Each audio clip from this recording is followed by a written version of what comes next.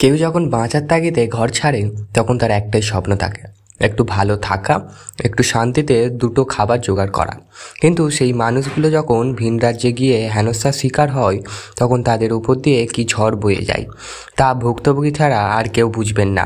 হ্যাঁ, আমি আজ সেই পরিযায়ী শ্রমিকদের কথা বলবো যাদের জন্য মুখ্যমন্ত্রী মমতা বন্দ্যোপাধ্যায় নিয়ে আসছেন এক নতুন প্রকল্প শ্রমশ্রী। শুনুন বন্ধুরা, কিছুদিন ধরে রাজ্য জুড়ে একটা নতুন ব্রুজ শোনা যাচ্ছে। পরিযায়ী শ্রমিকদের জন্য নাকি নতুন ভাতা চালু করেছেন মুখ্যমন্ত্রী। নাম দিয়েছেন শ্রমশ্রী। কি সুন্দর নাম, তাই না? শুনলে মনে হয় যেন শ্রমিকদের জন্য ভাগ্য খুলে যাবে। কিন্তু সত্যিই কি তাই? এই টাকা সরকার কোথা থেকে দেবে? আর তার থেকেও বড় কথা, সবসময়ের মতন সেই টাকা অন্য খাতে কি ব্যবহার করবে সরকার? আদেও কি তারা উপকৃত হবেন? অনেকের তো বক্তব্য যে ঘুরপথে চুরি করছেন। আমার মনে হয় এই টাকা আবারও সঠিক খাতে ব্যবহার হতে পারে। চলুন দেখে নেওয়া যাক। আর যাদের জন্য এই উদ্যোগ, তারা কি আদেও এই সুবিধা পাবে, নাকি এই টাকা অন্য কোথাও চলে যাবে?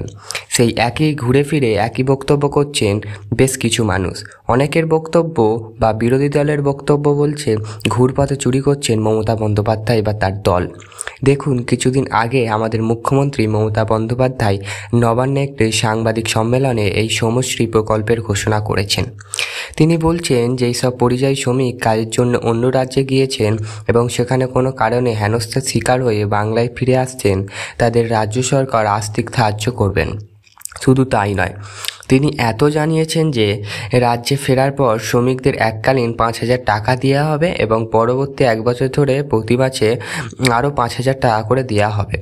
ভাবুন একবার, এই দুঃসময়ে যদি কোনো শ্রমিক হঠাৎ করে 5,000 টাকা হাতে পান, তাহলে আর কত উপকার হবে। মুখ্যমন্ত্রী বলছেন এটা নাকি তাদের পুনর্বাসন ভাতা, অর্থাৎ যতদিন না তারা নতুন কোনো কাজের ব্যবস্থা করতে পারছেন ততদিন এই কাজ তাদের জন্য কিছুটা হলেও সাহায্য করবে।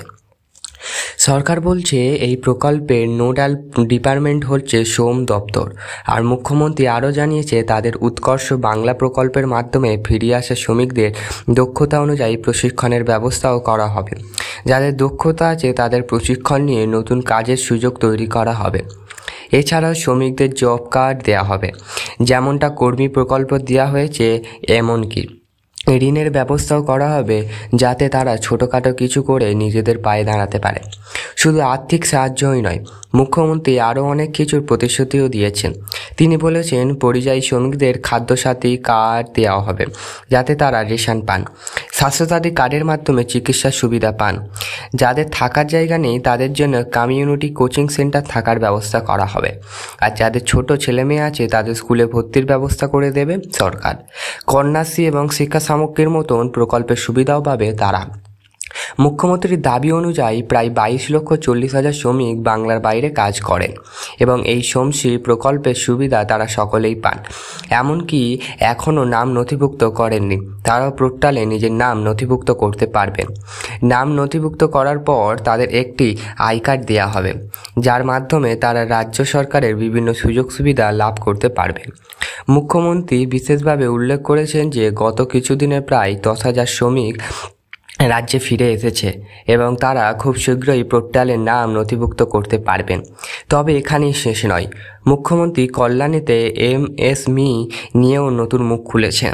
তিনি বলছেন রাজ্য সরকার কল্যাণীতে এই এইমসকে অনেক সাহায্য করেছে, কিন্তু উদ্বোধনের সময় রাজ্যকে জানানো হয়নি। তিনি আরও অভিযোগ করেছেন যে মেন্টাল হেলথের নামে আসলে এনআরসির জন্য গোপনে সার্ভে করা হচ্ছে। তিনি সাধারণ মানুষের সতর্ক থাকার পরামর্শ দিয়েছেন এবং বলেছেন কোনো অপরিচিত সংস্থা বা সার্ভে করতে এলে যেন রাজ্য সরকারের কাছে আগে জেনে নেওয়া হয়। পাশাপাশি মুখ্যমন্ত্রী ভিন রাজ্যের বাঙালি শ্রমিকদের উপরে অত্যাচারের কথা তুলে ধরেছেন। তিনি জানিয়েছেন গত কিছুদিন 2,700 পরিবার অত্যাচারিত শিকার হয়ে এসেছেন। 10,000-এর বেশি মানুষ রাজ্য সরকারের ফিরে এসেছে। তিনি অন্ধ্রের একটি ঘটনার কথা উল্লেখ করেছেন, যেখানে এক বাঙালি শ্রমিক খুন করে তার দেহ পর্যন্ত পরিবারকে নিতে দেয়নি। এই ধরনের ঘটনাগুলির কারণেই নাকি রাজ্য সরকার এই শ্রমশ্রী প্রকল্প চালু করেছে। মুখ্যমন্ত্রী জোর দিয়ে বলছে এই প্রকল্প শুধুমাত্র বাংলা শ্রমিকদের জন্য নয়।